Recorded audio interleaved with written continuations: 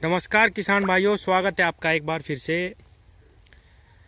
किसान भाइयों, जैसा कि मैंने आपको 2-3 वीडियो में अभी दिखाया है डीकम्पोज़र के बारे में, सारी बातें हम लोग आजकल कर रहे हैं।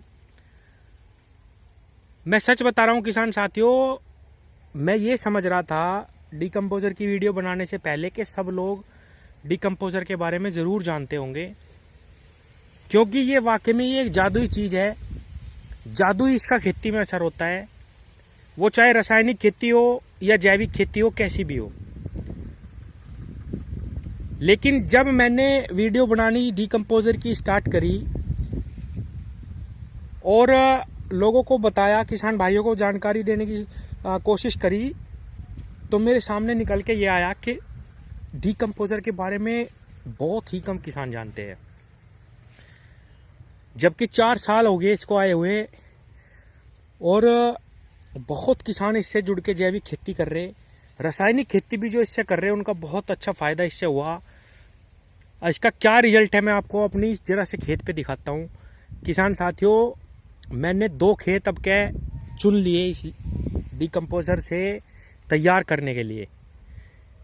एक तो ये निखालिस मैंने इसमें सिरसों बोई, एक ये खेत है आपके सामने रिजल्ट है, और एक खेत में अभी इसी वीडियो में आपको दिखाऊंगा गन्ना प्लस सिरसों का भी, जिसमें मैंने तय कर लिया है कि चाहे उसमें कुछ भी पैदा हो या ना हो, मुझे वो डीकम्पोज़र से ही करने हैं। उसमें कुछ भी पेस्टिसाइड या अभी मैंने कुछ नहीं लगाया।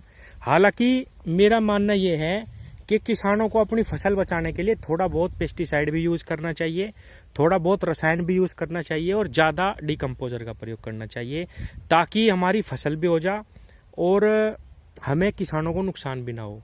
मैं ये नहीं कहूँगा, आपका कहीं गिनीज बुक में नाम नहीं लिखा जाएगा कि आप जो है जैविक खेती कर रहे पूर्ण रूप से और आपको जो है कोई इनाम देगा कि नहीं, ना ही आपके फसल के कोई दाम तय करने वाला है आज़ाद है। अगर भाई आपको जो है ये लो जी, आपने ये सरसों बिल्कुल रसायन रहित पैदा करी, आपको हम अलग से जो है इसका रेट दे रहे, ये सब कहने की बात है। गवर्नमेंट जिस दिन रेट देना शुरू कर देगी, किसान अपने आप ही सारी जैविक करना स्टार्ट कर देंगे, ये सच्चाई है। और रसायन में इतने हटेटे हैं, वो जैविक में इतना काम है किसान साथियों।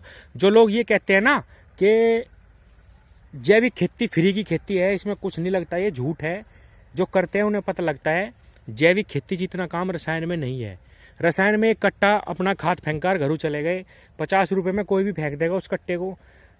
इस जरा से खेत के लिए ही मैं आपको बताऊं मुझे कितना काम करना पड़ता है।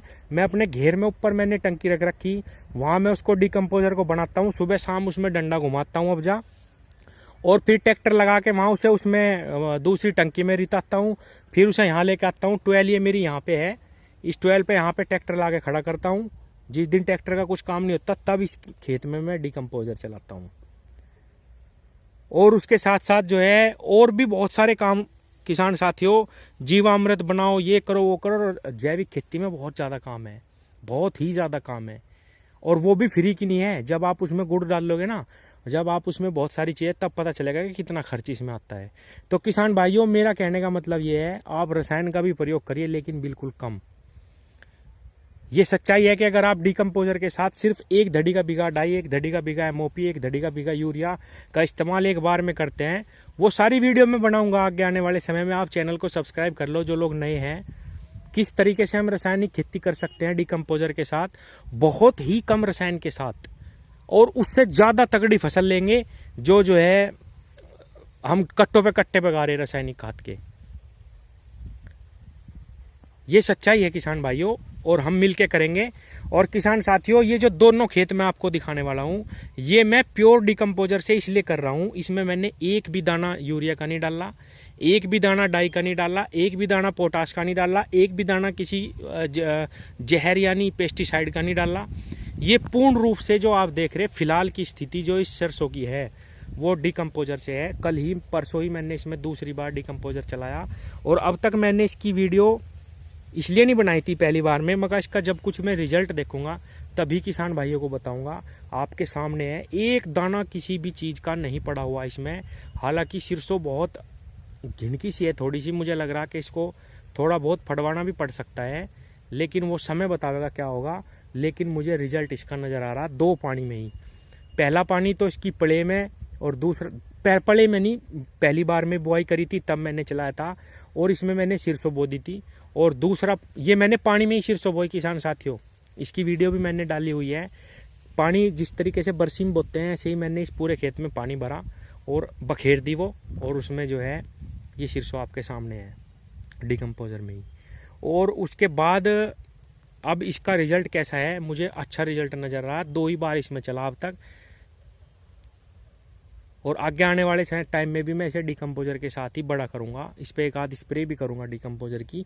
पूर्ण रूप से इसको जैविक करने की कोशिश करेंगे। मैं ये देखना चाह रहा हूँ, मैं आपको नहीं कह रहा आप पूर्ण रूप से डिकम्पोजर से खेती करिए, मैं सिर्फ ये देखना चाहता हूँ कि वाकई में ही डिकम्पोजर से ये हल्की फसल है सरसों, ये हो पाती है या नहीं। अगर ये होती है तो हम इसमें कितना रसायन ऐड करते जाएं धीरे धीरे, एक धड़ी का बीघा डाई, 1 धड़ी का बीघा MOP और 1 धड़ी का, फिर वो डाल के देखेंगे गेहूँ में। मैं गेहूँ भी डिकम्पोजर से ही करूँगा अब जब उसकी बुआई करने वाले हैं हम कल को, कि क्या उसका रिजल्ट आने वाला है। तो किसान साथियों ये बिल्कुल सच है, आपके सामने मैं दिखा रहा हूँ। अब तक मैंने इसमें कुछ नहीं डाला सिवाय डिकम्पोजर के, और इस खेत को मैं पूरा जैविक करूँगा। फिर एक गेहूँ जो मैं बो रहा हूँ उसको मैं रसायन, बहुत ही कम रसायन के साथ डिकम्पोजर के साथ करूँगा। और एक खेत में अभी आपको दिखाता हूँ जो मैंने सरसों प्लस गन्ना लगाया है, वो भी डिकम्पोजर से ही मैंने किया, उसमें 2 पानी दे लिए। अभी आपको दिखाता हूँ। तो ये देखिए किसान भाइयों, ये खेत मैंने 15 अक्टूबर को लगाया था, और 15 अक्टूबर आपको भी पता होगा, सारे किसानों को भी पता है कि 15 अक्टूबर के बाद 16 तारीख में इसमें बारिश हो गई थी। और मैंने 1-2 वीडियो इस खेत की पहले बनाई भी है कि मैं कहा जमेगा या कैसे होगा, लेकिन किसी को ये नहीं बताया कि मैं इसको पूर्ण रूप से जैविक करने वाला हूँ या डिकम्पोजर मैं इसमें चला रहा हूँ। अब किसान साथियों इसमें मैंने जब शुरू में पानी चलाया, जब डिकम्पोजर चलाया 15 तारीख में, फिर जब तो खैर बारिश ही हो गई थी, उसके बाद इसमें जो है अब मैंने कल इसमें परसों फिर डिकम्पोजर ही चलाया। और जमाव इसमें आपको मैं बताऊं, मुझे बहुत डर लगा हुआ था, मैंने वीडियो भी बनाई है पहले, मगर ये जमेगा या नहीं। आप देख पा रहे होंगे कितना सुंदर एक लाइन, एक आँख जमी गन्ने की।